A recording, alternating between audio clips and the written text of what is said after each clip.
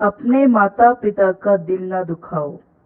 शादी के सुहाग सेज पर बैठी एक स्त्री का पति जब भोजन का थाल लेकर अंदर आया तो पूरा कमरा उस स्वादिष्ट भोजन की खुशबू से भर गया। उस स्त्री ने अपने पति से निवेदन किया कि माँ जी को भी यही बुला लेते हैं तो हम तीनों साथ बैठकर भोजन करते हैं। पति ने कहा, छोड़ो उन्हें, वो खाकर सो गई होंगी, आओ हम साथ में भोजन करते हैं। उस स्त्री ने पुनः अपने पति से कहा कि नहीं, मैंने उन्हें खाते हुए नहीं देखा है।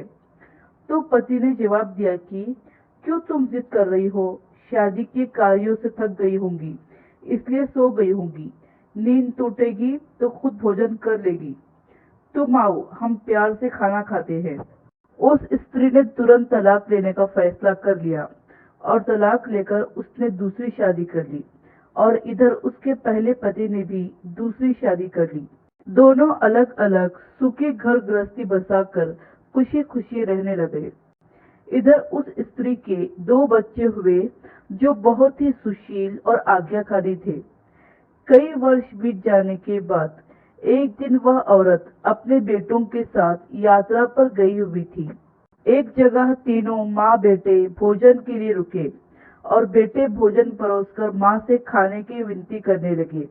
उसी समय उस स्त्री की नजर सामने एक फटे हाल, भूखे और गंदे से एक वृद्ध पुरुष पर पड़ी जो इस स्त्री के भोजन और बेटों की तरफ बहुत ही कातर नजर से देख रहा था। उस स्त्री को उस पर दया आ गई और बेटों को बोली कि जाओ, पहले उस वृद्ध को नहलाओ और उसे वस्त्र दो, फिर हम सब मिलकर भोजन करेंगे। बेटे जब उस वृद्ध को नहलाकर कपड़े पहनाकर उसे उस स्त्री के सामने ले आए तो वह स्त्री आश्चर्यचकित रह गई।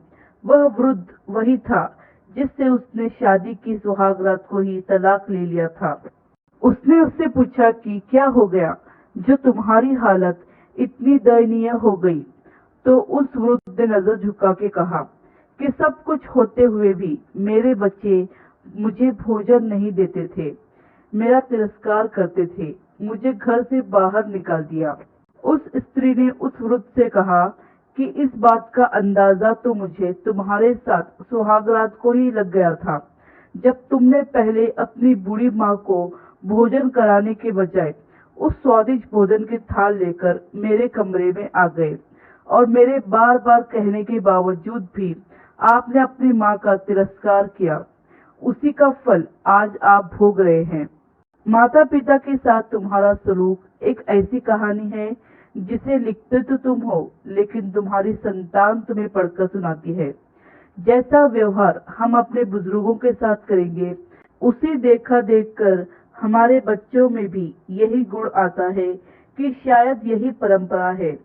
याद रखना, माँ बाप नाराज तो ईश्वर नाराज। इस कहानी पर आपकी क्या राय है हमें कमेंट करके जरूर बताइए। कहानी पसंद आए तो लाइक, सब्सक्राइब और शेयर जरूर कीजिए।